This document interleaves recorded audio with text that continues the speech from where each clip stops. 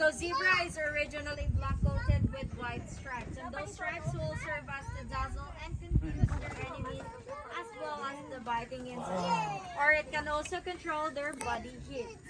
So there's no two zebras that has the same patterns, same as the human fingerprint. So their patterns will serve as to recognize them with one another.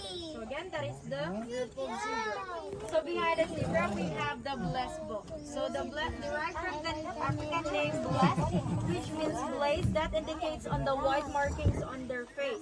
So those white markings will serve as to absorb the heat of the sun. That's why they can survive longer under the heat of the sun. So again, that is the blessed book. And the next one that we have here, if you're familiar with the movie Lion King, they are the ones who accidentally killed King Mufasa during a stampede.